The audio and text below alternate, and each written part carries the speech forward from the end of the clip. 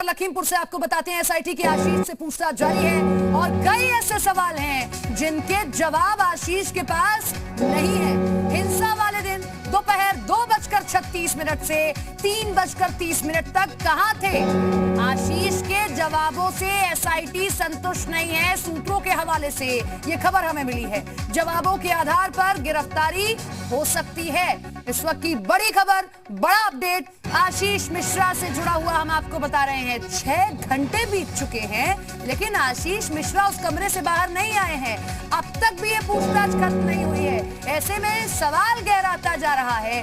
वो कौन से सवाल हैं जिनके जवाब आशीष मिश्रा के पास नहीं है और वही सवालों के जवाब ना देना अब आशीष मिश्रा के लिए बड़ी मुसीबत बन सकते हैं। एक बहुत बड़ा सवाल पूछा गया जिसका जवाब आशीष मिश्रा के पास नहीं था कि हिंसा वाले दिन दोपहर 2:36 से 3:30 बजे तक आशीष मिश्रा आखिर कहां थे। हालांकि अपने बचाव के लिए पेन ड्राइव और तमाम वीडियोस लेकर आशीष मिश्रा आज पहुंचे थे।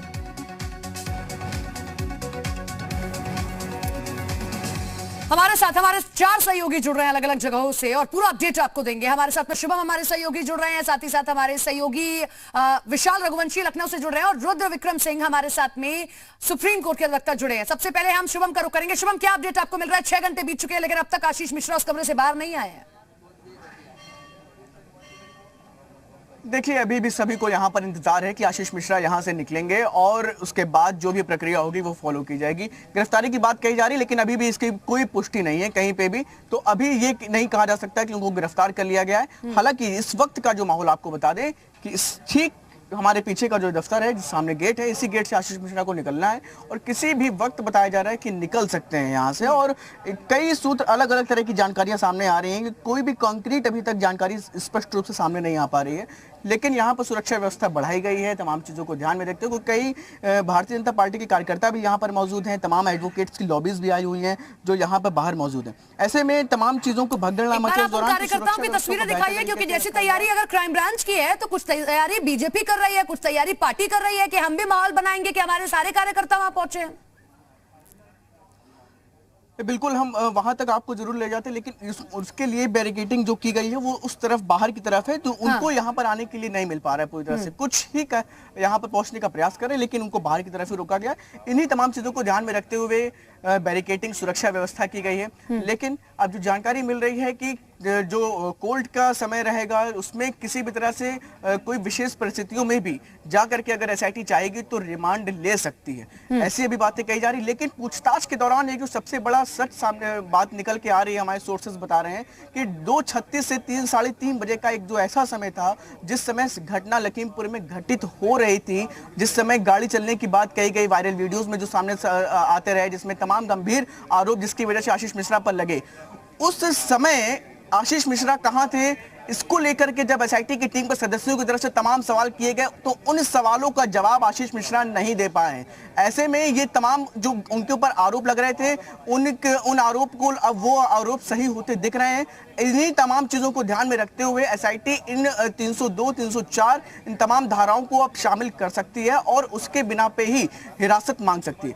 आप ठीक पीछे का जो माहौल आपको दिखा दें कि भारी भरकम बल यहाँ पर तैनात है और काफी ज्यादा पुलिस भारी मात्रा में तैनात की गई है। चूंकि आज सुबह यहाँ पर जब विधायक के साथ चले आए योगेश वर्मा, जो सदर विधायक लखीमपुर के, तो ऐसे में इस बार कोई किसी भी तरह की कोई चूक ना होने पाए, क्योंकि पीछे के भी दरवाजा एक है यहाँ पर जो इसी दफ्तर से ही कनेक्ट होता है। तो ऐसे में उम्मीद ये भी जताई जा रही थी कि पीछे के गेट से हो सकता है कि पुलिस टीम यहाँ से निकालने का प्रयास करे। तो ऐसे में तमाम चीजों को ध्यान में रखते हुए हम नजर रखे हुए हैं कि किसी भी तरह से यहाँ पे चूक इस बार न होने पाए और आप तक स्पष्ट रूप से जानकारी पहुंचाए। चलिए, आप नजर बनाए रखिए, कोई अपडेट होगा आप हमें बताइएगा। लौटेंगे आपके पास में। विशाल का रुख करते हैं। विशाल, देखिए 6 घंटे से ज्यादा का समय बीत गया है लेकिन एक वो सवाल जो गहराता जा रहा है कि 2:26 माफ कीजिएगा से 3:30 बजे तक आप कहां थे? इस सवाल का संतोषजनक जवाब नहीं दे पाए हैं आशीष मिश्रा। भले ही अपने साथ पेन ड्राइव ले गए हो, वीडियोस लेकर गए हो, लेकिन इस सवाल का जवाब उनके पास नहीं है। देखिए सपना, एक चीज़ तो बहुत साफ है कि अगर आप इन तमाम वीडियोस को देखिए, जो तमाम वीडियोस आए हैं सोशल मीडिया पर और तमाम तरह की जो जानकारी आई हैं, उनमें एक चीज़ कॉमन है कि तमाम जो वीडियोस हैं वो घटनास्थल के हैं, ना कि दंगल के हैं।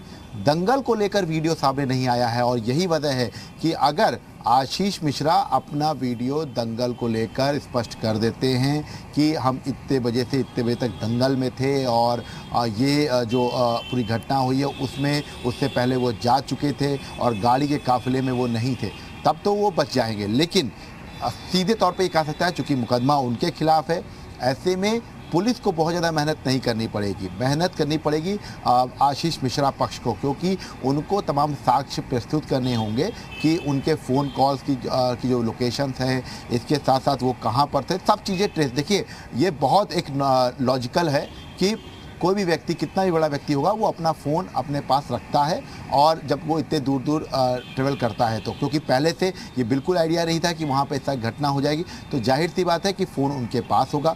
घटना के वक्त वो छोड़कर भागे होंगे, क्योंकि अचानक से अगर भागने की बात आई होगी तो फ़ोन छोड़कर भागे होंगे या गाड़ी में होंगे तो उसको लेकर भागे होंगे। तो ये जो लोकेशन की जो बात है या जो एक टाइम गैप है, ये क्लियर कर देगा कि क्या वाकई में आशीष मिश्रा घटनास्थल पर थे या नहीं थे। अब दूसरी बात जो एक बात आ रही है कि एविडेंस जो है 10 पेन ड्राइव जो है वो दी गई हैं, उन पेन ड्राइव में वही फुटेज है जो सोशल मीडिया पर सामने थे। हालांकि कुछ और फुटेज है जो अभी सूत्र बता रहे हैं कि कुछ और फुटेज आशीष मिश्रा ने अपने पक्ष के दिए हैं अपने बचाव के लिए।